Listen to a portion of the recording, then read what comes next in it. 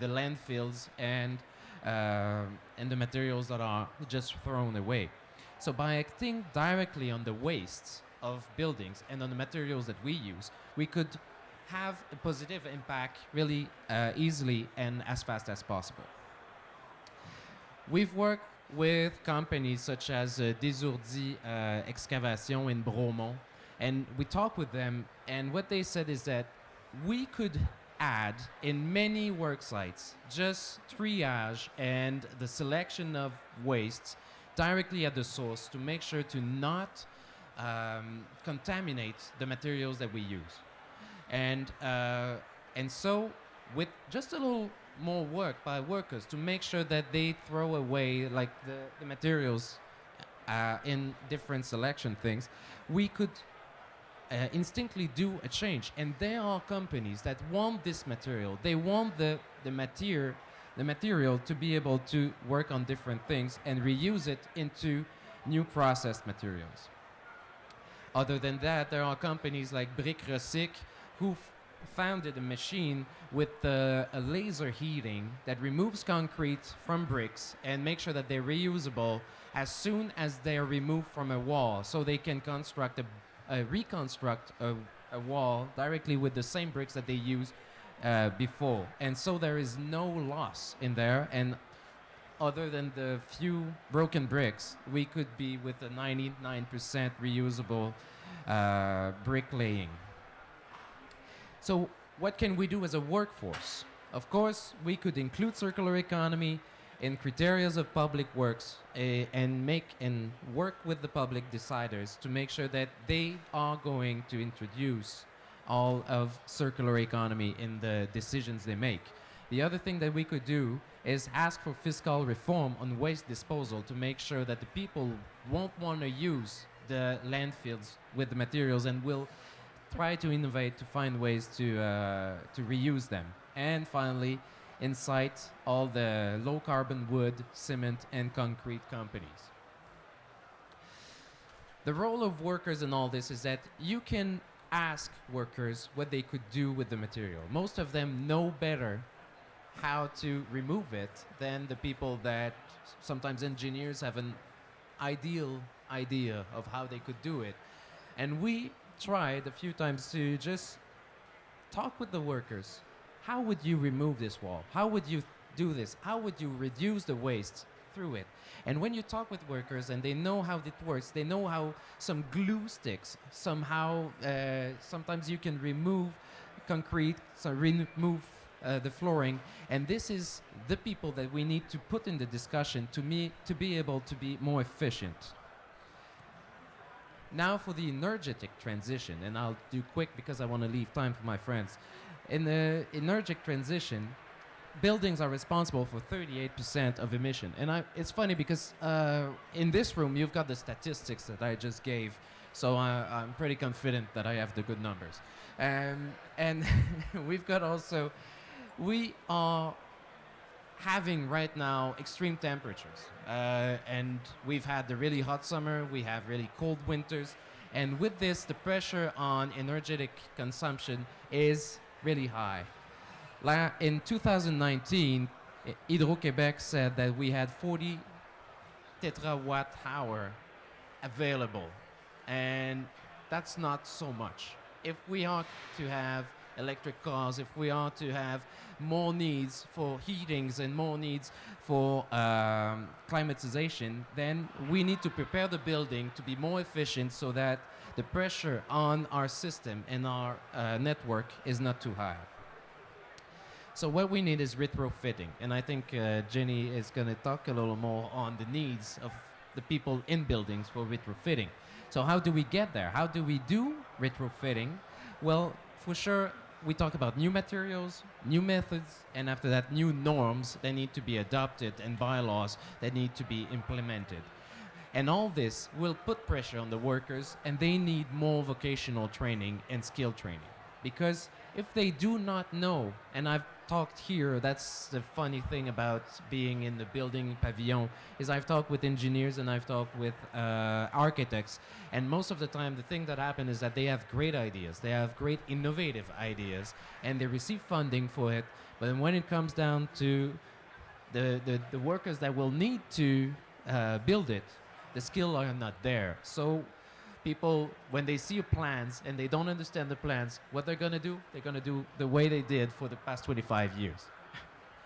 And so by promoting vocational training and by promoting skill training and long-term skill training, we will be able to promote long life capacity building for our workers in Quebec and everywhere. And I want to do just one little comment, and that will be my ending statement, that we see in our workforce that women and minorities tend to stay more in the workforce of construction when they are more trained. And we think that if we favor climate change in the way we want to present buildings, and we do train workers and from all the spectrum, then what we could do is more climate justice and inclusion of people that have more employability for the long term. And that could open opportunities for women and minorities into the construction industry of Quebec. And then I'll pass the mic to Gary. Okay, good afternoon. My name is Garikana Shoko. I work for the Building and Woodworkers International. I'm responsible for Africa and Middle East. BWI is a global trade union organizing affiliates in the construction, building material, wood and forestry. We work with quite a number of affiliates around the world and also other global unions. When it comes to the issue of just transition, the workers should be at the core center of just transition, because it's all about decent work. I have had discussions about innovations, transformations, but nothing about workers, because you need to talk about the skills. I think I had something like there will be many jobs that will disappear and many jobs will be created. But those jobs that will be created, you need people who are skilled. So at the center of it, we should talk about workers. You will find that the building material and the construction sectors, they are the dangerous sectors, full of precarious work, and many of the workers are under subcontracting. So when we talk about the future, there is no just transition without decent work. And when we talk about decent work, we should also eradicate the issues of subcontracting. But it's an issue of profit making for the companies. For workers and trade unions, it's about workers' protection. Then there's a lot of exploitation that hinder trade unions to organize or workers to organize themselves because of all these other issues. So as trade unions, our shared vision is for regenerative, resilient, inclusive, and just construction sector. There's a discussion going on around the clean cities or smart cities. But how do you achieve that without the involvement of workers? So we should talk about the issues of social dialogue. One of the issues, it's my first time to be at COP, but one of the issues that I realized is that there is no coherence in terms of ideas. Employers and government are on their side, trade unions and civil societies are on their side, but we have to agree that who is in the center as far as just transition is concerned. The construction sector, it has a potential to contribute to the reduction of emissions and also to create decent jobs, only if social dialogue is taken seriously. But if social dialogue is not taken seriously, then we have a problem. The issues of retrofitting and the construction of green buildings that you spoke about, if you don't train workers, they will still do the same job. that they were doing, then at the end of the day, the profits that you are looking for as employers, you will not be able to get them. So there should be a consensus to say, look, if you are to increase productivity, if you are to get profit, if we are to achieve this just transition, let's talk about workers. Let's bring the new skills. Let's talk about the green jobs. There is no green jobs that are not decent. The green jobs should be decent. But there is an argument. There is a disagreement among different stakeholders. I think that needs to be sorted out. So there are issues of, as I said before, capacity and capacity building and social dialogue. Then the inclusion of artisans, of industries for different skills. We have to look at that. I think she will talk about the issues of education. I don't want to eat part of a discussion. Then the union movement is calling for a just transition that leads to decent job and also greater protection of workers. Yesterday there was a discussion about the timber. In most sectors, not only in construction, there is a lot of subcontracting. There is a lot of precariousness which should be solved. But when you talk about that, because it's protection also of profits, people back off. But if we are to implement this just transition and the issues of climate change, then we need to sort out that. I was saying, I think yesterday, the agents that we had in solving the issue of COVID-19 should be the same agents that we have in dealing with climate change and the issues of just transition. Otherwise, there are no jobs on a dead planet. I heard the UN General Secretary saying that we are moving fast into hell because there is no agreement. So these are issues that we need to look at. So how do we protect the planet without protecting workers' rights and also including the communities? So what we need in terms of just transition, if we are to have just a transition to a greener and more sustainable construction, number one, we need to deliver retraining, upskilling and retraining of those that have old skills. We need to look at the issues of green skills development and employment support programs that are equitable for all workers. We also need to rely on social dialogue between government, employers, and workers' organizations to overcome barriers, realize opportunities, and release potentials and deliver innovation.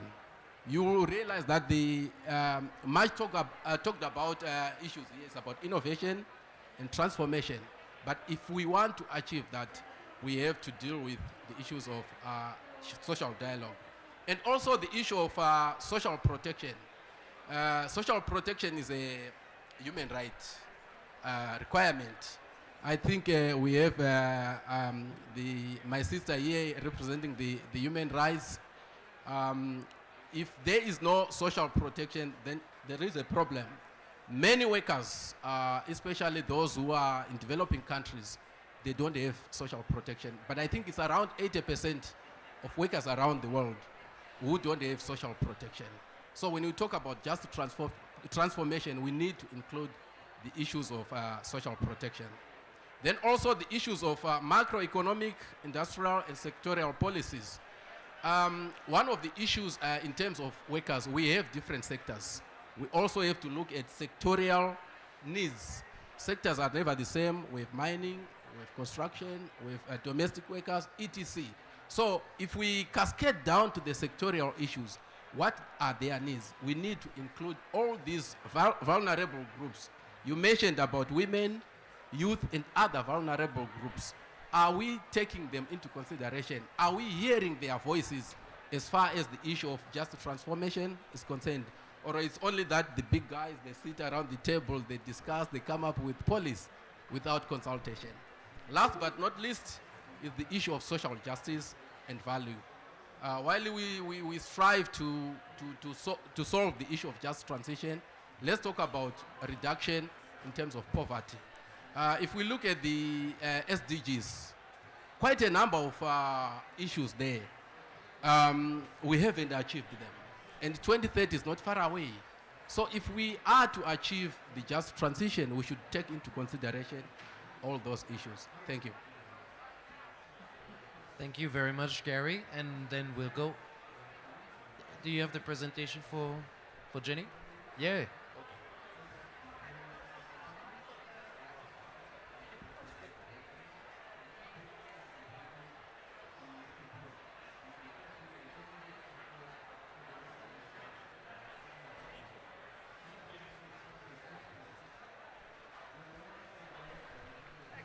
Sorry, I've got it up there because there were some pictures that I needed to share to kind of illustrate the points. So I'm going to stand here because otherwise I can't see it. That's too far ahead. Hang on. And go back. Upside down. Nope. Sorry. No. No. Shall I let you do it? I'll just say next slide each time. That's going to be easier. Next slide. Oh. Whistle stop tour through UK schools. Okay, I'll start talking while we're waiting. So I was interested in how the just transition in schools and education kind of intersects with the just transition in buildings and for building workers. So I'm Jenny and I'm from the National Education Union in the UK.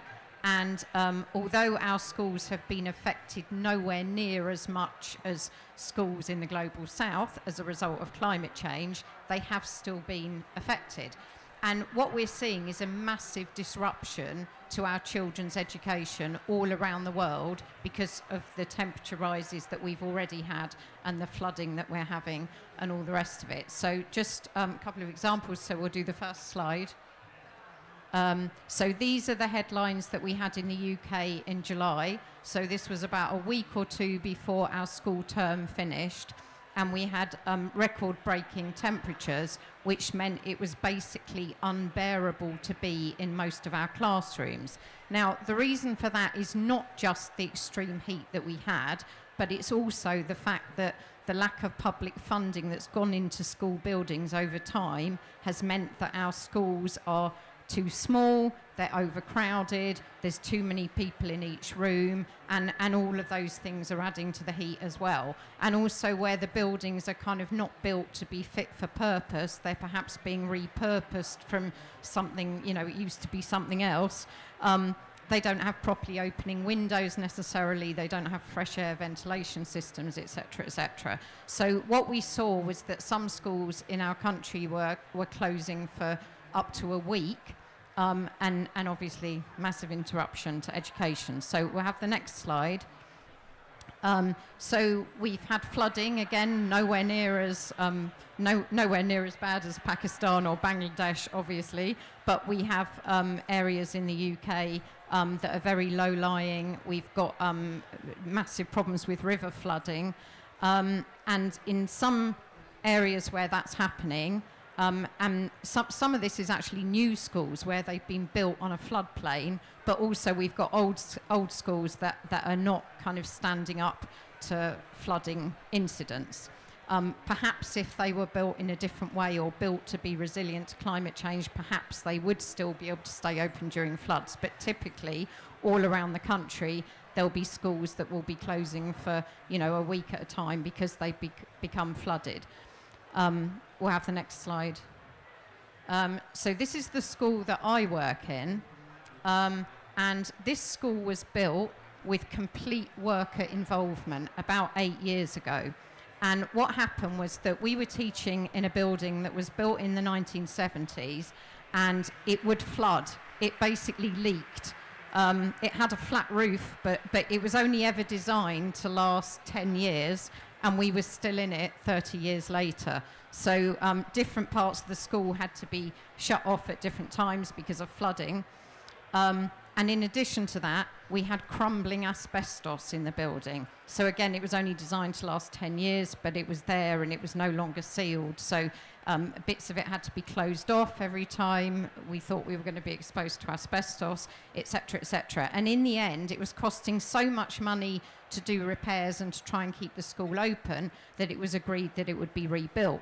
So we were all decanted onto the site of another school temporarily, and our school is a special school for children with disabilities, and we were decanted onto the site of a school, a high school locally, which was actually a great experience for the students of both schools to be together. But it also meant there was building that went on to provide the temporary accommodation on that site. And then when this was completed, we moved into there. But the temporary building was repurposed. It was moved and repurposed so that we could now have a permanent sort of site on the high school where our children could be kind of integrated and link up with the children in the high school. So that was a really positive thing that came out of the temporary building work, as well as having positive things coming out of the permanent new building. Now, what happened there was because as teachers and education workers in the school, we'd made so much fuss about the state of our old building and the leaking and the asbestos and all the rest of it. We had really made a whole kind of hoo-ha about it.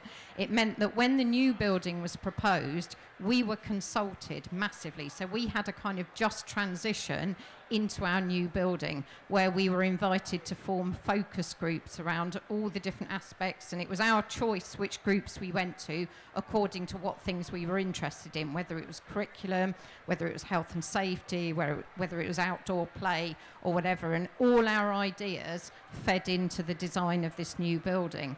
Now, we already knew by then that there were other new school buildings in our area that had been built without any worker consultation. And one example you'll see later on, there was a school that was completely built of glass.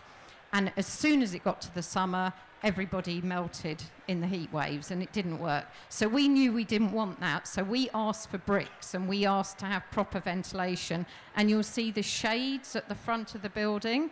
So, I mean, this was great because it was a new build from the start, so it didn't need to be retrofitted. We've already got what we need to cope with the heat. So it meant that when we had the heat waves in July, this school stayed open because the temperatures here were cooler than they were in everybody's homes. So all the staff and all the students agreed this is a kind of safe haven. And we've heard in some of the other climate education meetings that have happened this week, how workers actually want to be part of making their public buildings that they work in havens and kind of safe refuges when we have these extreme weather events. But we can only do that if it's a sort of healthy and safe place to be. So we'll go on to the next slide. So we always have this strap line. Our working conditions are the children's and young people's learning conditions. If the school's closed, there's no education. If there's no education, there's no just transition. If our classrooms are too hot, we can't teach, our children can't learn. If air pollution is too high, the children can't use the playgrounds, they're unhappy, we're even more unhappy. If we can't travel to work because the tube system or the bus system is flooded, the children won't have their teacher that day. But the bottom line there, money spent on fossil fuel energy companies means our schools can't afford their bills anymore. They can't afford to heat, they can't afford aircon or whatever. And because of that, staffing is cut. And then that leads to the whole vicious circle that I said before, classrooms being too small, too many children in them, not enough staff, not enough funding, etc., etc. And that's the state of our public services, not just in the UK, I'm sure, but probably everywhere. Next slide, please. So our solution in the NEU is our safety reps. So we train up our safety reps to demand safe and healthy workplaces and working conditions. And during the heat waves, during COVID, during floods, that's when we ask our safety reps to step up and organise the membership to demand safety. Because if they don't, it's not just the workers that suffer. In schools, it's the children that suffer as well. And if the children can't be in school, you've got massive problems in the community. Typically, it's women that end up with a dilemma. They can't go to work because they've got to stay at home to look after the children that can't go to school. And then they lose their pay as a result, and then they can't afford to heat their homes or cool their homes or whatever. Okay, next slide. Yes, so these are some of the demands that our members have said that they have. So we have in UK law, UK health and safety law, there's a clause called Section 44, which is where we can sort of enact the right to not enter a workplace that we believe is detrimental to our safety. It is sort of serious and imminent danger to our health. We enacted Section 44 right across the UK during COVID, when it got to the point where we had staff that were being hospitalised and it wasn't safe in the school. And we did that again in some schools during the heat waves as well. We will defend our jobs if they're threatened due to the cost of living crisis or the energy crisis or anything else, and we believe that's all the same thing anyway. And we demand decent funding of education and public services and believe that we should be part of the just transition and that our schools and our public services that are provided for our communities should be part of the just transition as well. But crucially, the members in our union have said they want retrofitting of schools, and that's partly because the school estate that we have is not fit for purpose in most cases, but it's also because people see what's coming. They see the floods coming and they see the heat coming. So we believe that our union should be a voice at the table in discussions around green jobs and a just transition, and at local level as well as national and international level. Next slide, please. Sorry, I hope I'm not going on too long. So we think it would be great to have schools retrofitted everywhere.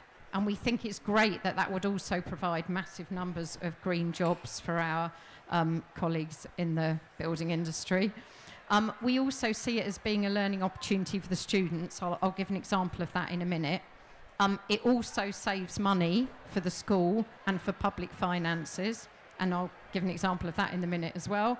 And also gives protection to our workers if it's used as an opportunity to also make buildings safer and more inclusive at the same time. So an example is, while retrofitting is being done to make a building, for example, cooler or to make it generate its own heat, you could at the same time make it more accessible for disabled users. You could also at the same time remove unsafe asbestos, so you kill several birds with one stone.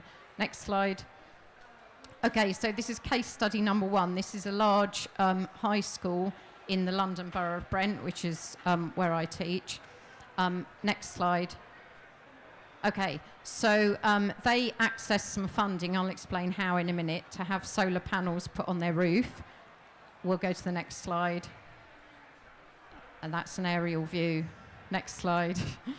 And this is the organisation that got the funding. And what it was some kind of local government funding that you could access to help with retrofitting to make schools more sustainable. But it was put together with a crowdfunding project from the local Friends of the Earth group. And what it was, the local Friends of the Earth group was a mixture of teachers, parents, just people in the community that said, we need to do something about our public buildings here. So they kind of got together, formed this kind of community interest group called Brent Pure Energy and crowdfunded for the solar panels. Next slide, please. And that's the school that was built of glass. So they accessed the same funding as well for solar panels on their roof, which means that it's saved so much in their energy bills that they can now afford air conditioning in the classrooms. Yay.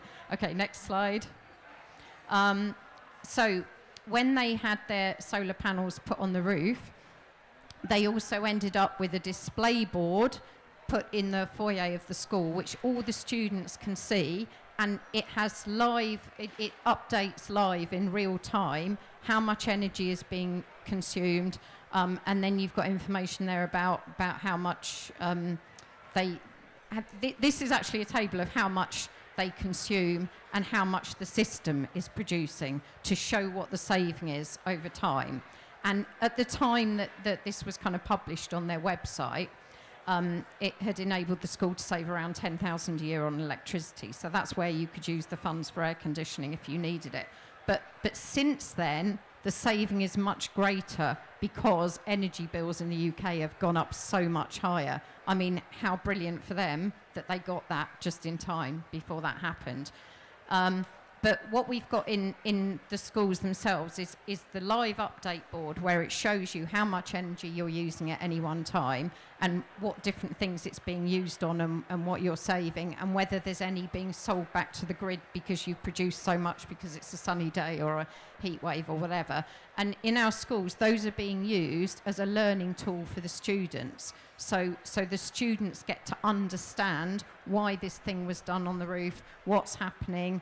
They'll hopefully go home and have those conversations with their parents. Their parents are walking past the school every day, seeing the solar panels on the roof.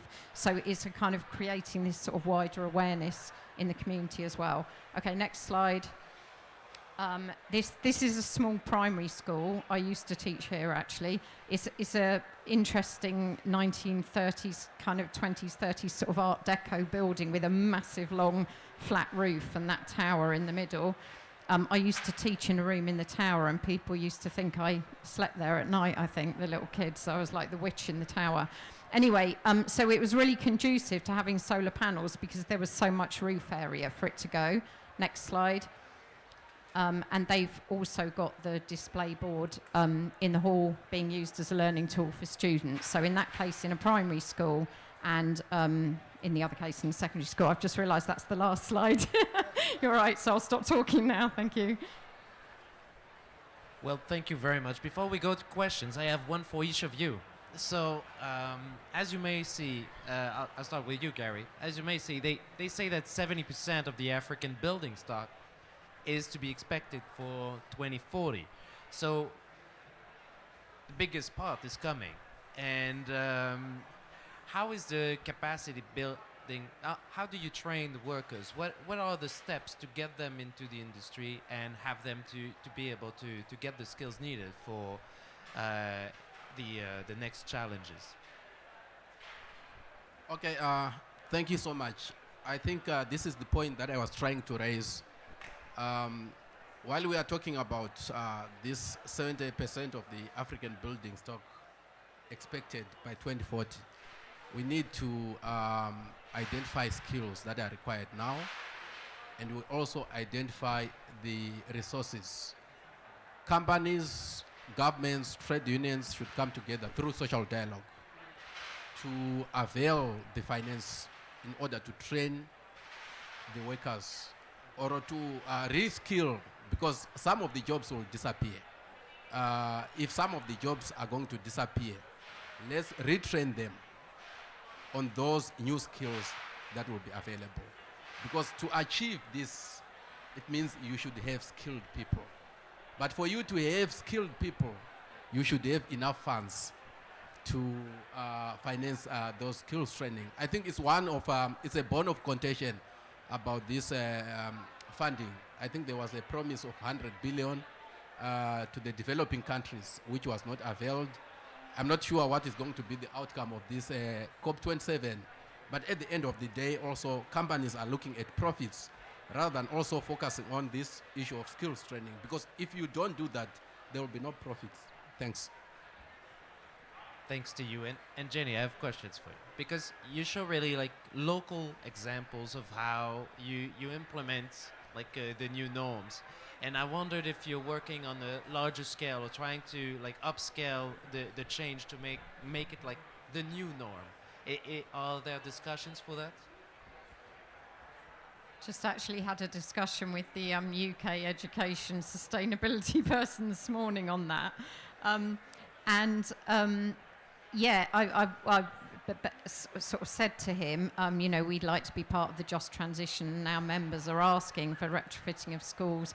What are you going to do about it? You know, you've created a fund, but not all schools have been able to access the fund, partly because it's quite an onerous process to go through to apply for it, and, you know, partly because teachers are so overworked, and head teachers in particular, and have so many emails sitting in their inbox, they can miss the email that says apply for this fund for retrofitting. But it's really good, I think, that our members are the ones that have kind of created the demand for it, and their voice is being heard.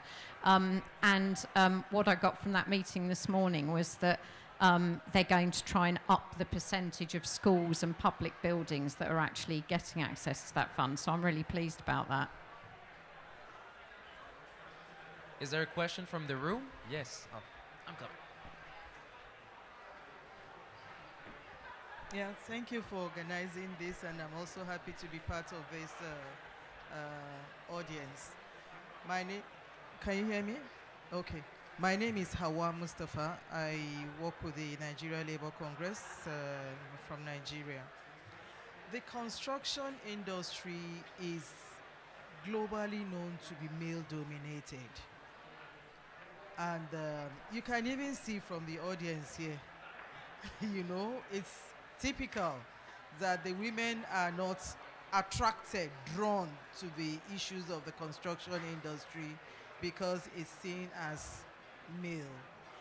What is it that you are doing? What are we putting into place in the process of of transition in the construction industry or in the built industry to ensure that the end result is transformative to the extent that women find a place in the construction industry?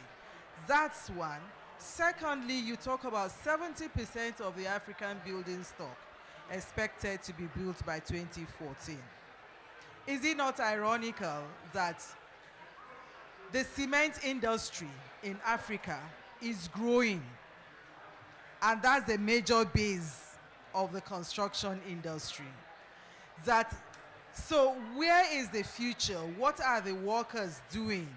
What kind of social dialogue is going on between the workers and the employers, and of course the policy makers, the government, to ensure that at least there is a change, there is a diversification, there is a transition away from heavy dependence on that source, you know, of greenhouse gas emission, which is cement, in the construction industry, to something that is better? Because already there are so many examples of individuals at some levels that are using recycled materials for buildings, but at a very small scale. Sometimes it's almost at a kind of demonstration scale. What can we do to make it a big industry? And also the gender factor of this whole process. Thank you. Thanks to you. I'll take maybe another question if there is one in the room and we could answer. Yes. Thanks for giving the word to the few women in the room. Thanks so much for the presentations, very interesting. Thanks for raising this important conversation. I guess my question was to Jenny. It's very interesting to see this link with educations, with schools and the built environment. I was curious to see, to ask about your view on the impact that this could have in the next generations. For example, the kids seeing their panels in their school and how that can transform their minds and the impact that they can have in the future, because 20, 30 years from now, they're going to be the ones leading the industry. From my perspective, I think we speak a lot of the ecological transition and what is needed, but I think we also need a transition of heart and mind, and what you're doing, I think, could be very influential and impactful. So maybe just to learn a little bit more about what do you think of that impactful ways that it could have, and how we can replicate it in other countries and at a scale around those lines. We'll have Pia as the last question. Thank you. It's been very interesting to listen to all three of you. Maybe to go a bit further with Jenny's, also to Jenny, to put on a question, it was very interesting to hear about the just transition from your perspective as a user of the house. But do you know how just the process was from the from the construction workers' side? Were they also involved in the construction and design of the new building?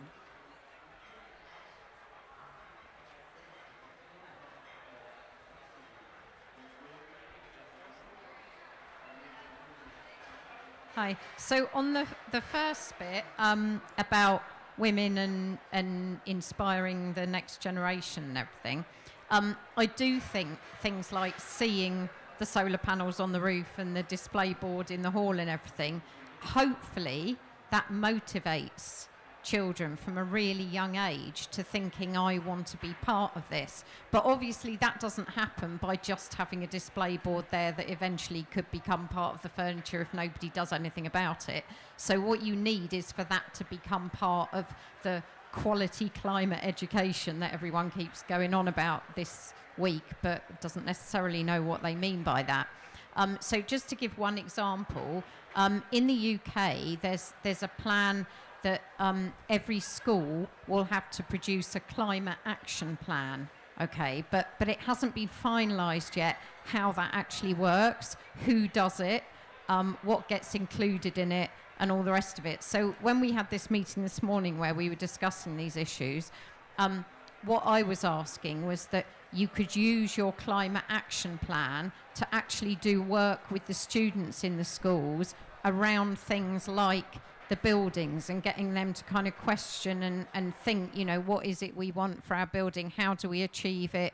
What people would be involved in that? And, you know, kind of meet the builder and, you know, or according to what age group it is, there's different ways of actually getting the children involved in the whole process. So, I mean, I believe that quality climate education is way beyond what happens in the curriculum. It's even beyond the school. It's got to be a whole kind of community thing. And I think if we involve the whole school community in that, then hopefully we've made a start towards the education for green jobs and the green economy and stuff, because clearly that can't start with a further education college. It has to start from as soon as children are asking questions, or as soon as you're encouraging them to ask questions.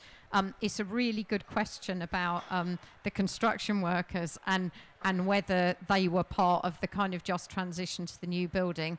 The honest answer is I don't know. And I'm really glad you've asked, because it means next time it happens, I'll be asking those questions and trying to link up with those unions and sort of making sure that happens.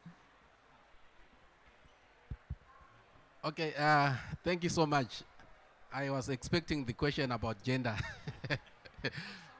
because construction is male dominated, but it's one of the discussion that is always around the table, where we encourage our affiliates to include in the collective bargaining agreements the issues of gender, that when hiring, there should be a specific percentage for women.